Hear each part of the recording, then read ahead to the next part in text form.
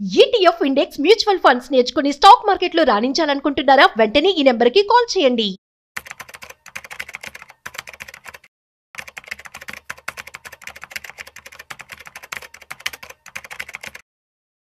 నమస్తే సార్. నమస్తే అండి.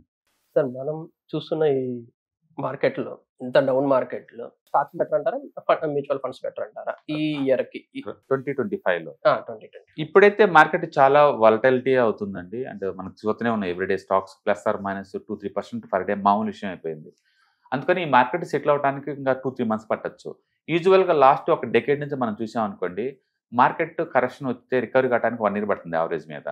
అందుకని ఈసారి కూడా కరెక్షన్‌కి ఇప్పటికి ఆల్రెడీ 5 మంత్స్ అవుతుంది. ఇంకో 4-5 మంత్స్ పెట్టొచ్చు.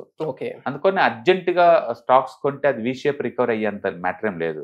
అందుకని బెటర్ ఏంటంటే మ్యూచువల్ ఫండ్స్ అనుకోండి, ఇప్పుడు ఎంటర్ అయినా సరే మ్యూచువల్ ఫండ్స్ ఫండమెంటల్స్ కాబట్టి కొంచెం క్వాలిటీ ఉన్న కంపెనీస్ లోడ్ చేసుకుంటూ పోతుంటారు వాళ్ళు. ఓకే.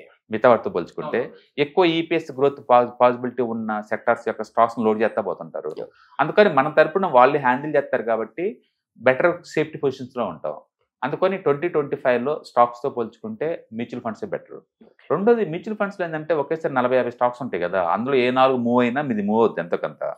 స్టాక్స్ అయితే అలా కాదు. నువ్వు తీసుకున్న స్టాక్ మూవ్ అయితేనే నీకు వస్తుంది. అది డ్రాప్ అయిందనుకోండి లాస్ భరించాలి మనం. అందుకని రిటైలర్స్‌కి అయితే స్టాక్స్‌తో పోల్చుకుంటే మ్యూచువల్ ఫండే బెటర్ అండి. అంటే ఇండివిడ్యువల్‌గా టెక్నికల్ అండ్ ఫండమెంటల్ నాలెడ్జ్ ఉన్నోళ్ళైతే స్పెసిఫిక్ స్టాక్స్ జోలికి పోవచ్చు. ఓకే. మొత్తానికి 2025 మోస్ట్ వాలటిలిటీ ఇయర్. ఒక పక్క FIs heavy selling, rupee drop అవుతా ఉంది. ట్రంప్ చూస్తే ఏ రోజుకి ఆ రోజు ట్వీట్ చేస్తా ఉన్నాడు. అండ్ మార్కెట్లో టూ మచ్ వాలటిలిటీ ప్రోన్ అవుతుంది. మార్కెట్ అటు ఇటు షేక్అవుట్ అవుతా ఉంది. సో కోవిడ్ కాడి నుంచి వచ్చిన గెయిన్స్ మొత్తం తీసుకుంటా పోతుంది మార్కెట్ ఇప్పుడు. అందుకని కోవిడ్ నుంచి ఇప్పటి వరకు బాగా మూవ్ అయిన small cap, micro cap, mid cap హెవీగా పడుతుంది ఈ టైంలో. లార్జ్ క్యాప్ ఎక్కువ మూవ్ అవ్వలేదు కాబట్టి అది తక్కువ పడుతుంది అనమాట. అందుకని ఈ వాలటిలిటీ టైంలో స్టాక్స్తో పోల్చుకుంటే డెఫినెట్గా గో ఫర్ మ్యూచువల్ ఫండ్స్. అయితే మ్యూచువల్ ఫండ్స్ పడవా అంటే పడతాయి, లీస్ట్ పడతాయి మిగతా వాటితో పోల్చుకుంటే విత్ కంపేర్ టు స్టాక్స్తో పోల్చుకుంటే. ఓకే. సార్ ఇంకొక చిన్న డౌట్ సార్. నార్మల్‌గా ఇప్పుడు మనం ఎక్కడైనా ఇన్వెస్ట్ చేయాలన్నా ఏదర్ స్టాక్స్ కానీ మ్యూచువల్ ఫండ్స్ కానీ వాటెవర్ ఇట్ మే బి, మనం ఒక థర్డ్ పార్టీని అనేది చూస్ చేసుకోవాలి కదా సార్. ఒక యాప్‌ని కానీ ఒక వెబ్‌సైట్‌ని కానీ ఏదైనా. ఇన్ కేస్ ఒకవేళ సడన్‌గా అవి షట్ డౌన్ అయితే ఏంటి సార్ పరిస్థితి ఏంటి సార్ అసలు? బేసికల్గా ప్రతిదీ గవర్నమెంట్ బాడీస్ రెగ్యులేట్ చేస్తూ ఉంటుందండి. సపోజ్ స్టాక్ మార్కెట్స్ ఉందనుకోండి, సెబీ వాళ్ళు కంట్రోల్ చేస్తారు. అండ్ పెన్షన్ ఫండ్స్ అనుకోండి, పెన్షన్ ఫండ్ అథారిటీ వాళ్ళు కంట్రోల్ చేస్తుంటారు. ఇన్సూరెన్స్ ఉందనుకోండి, ఐఆర్డీఏ రెగ్యులేషన్ బాడీ ఉంటుంది, వాళ్ళు కంట్రోల్ చేస్తారు. అంటే ప్రతి ఒక్క దానికి ఒక లీగల్ బాడీ ఉంది, వాళ్ళు చూసుకుంటారు ఇవన్నీ. అవునా? ఇప్పుడు ఏదైనా యాప్స్ డౌన్ అయింది అనుకోండి, మీరు తీసుకున్న యాప్స్ డైరెక్ట్గా ఏఎంసీ యాపా లేకపోతే థర్డ్ పార్టీ యాప్ చూసుకోవాలి. సపోజ్ ఇప్పుడు ఎస్బీఐ మ్యూచువల్ ఫండ్స్ అనుకోండి, పబ్లిక్ మనీని వాళ్ళు 11 లక్షల కోట్లు మేనేజ్ చేస్తారు ఎస్బీఐ మ్యూచువల్ ఫండ్ వాళ్ళు. నేను డైరెక్ట్గా వాళ్ళ యాప్ కానీ లేదా వాళ్ళ పోర్టల్లో పోయి కొన్నాను అనుకోండి, డైరెక్ట్ వాళ్ళదే కాబట్టి నాకు గొడవలేదు. ఇంకా అలా కాకుండా ఏదన్నా థర్డ్ పార్టీ బ్రోకర్ దగ్గర కొన్నాను అనుకోండి, బ్రోకర్ మీడియేటరు ఎస్బీఐ ఏఎంసీకి మనకి మధ్య. కానీ మన బ్రోకర్ కూడా వాళ్ళ దగ్గర ఏం స్టోర్ అవ్వండి, అవి సిడిఎస్ఎల్ స్టోర్ అవుతాయి, ఎన్ఎస్డిఎల్ స్టోర్ అవుతాయి, వాళ్ళ దగ్గర స్టోర్ అవ్వవు.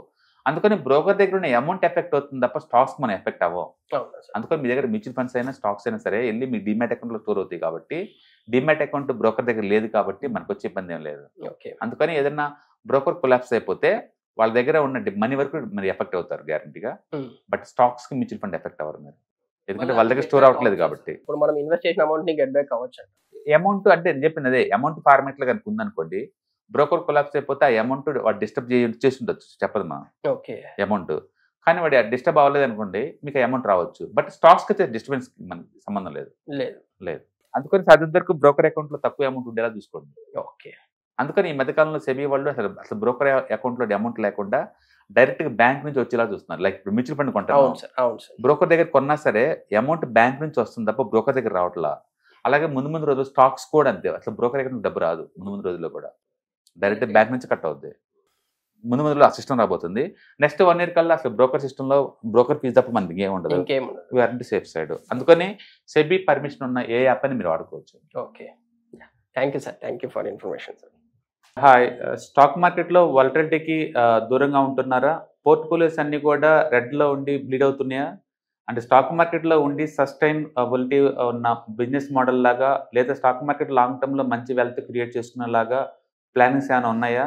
అయితే అలాంటి వాళ్ళ కోసం ఈ ప్రోగ్రామ్ అండి, ETFs, index funds and mutual funds. మా స్టాక్ మార్కెట్ లో ఉండి కూడా సెక్యూర్ వేలో మనీ మేక్ చేసుకునే పద్ధతి ఏదైనా ఉందంటే రిటైలర్స్ కి ఈ మూడే అనమాట. దీంట్లో కాంప్రహెన్సివ్ గా మీకు ట్రైనింగ్ అండ్ గైడెన్స్ జరుగుతుంది. అండ్ వీకెండ్స్ లో జరిగే ఈ ప్రోగ్రామ్ లో అటెండ్ అవడం ద్వారా ETFs, index funds and mutual funds లో మీ నాలెడ్జ్ పెంచుకోండి. మీ పోర్ట్ఫోలియో మీరే మెయింటైన్ చేయడం ద్వారా ఇయర్లీ యావరేజ్ మీద 20 to 30% మనీ మేక్ చేసుకోండి.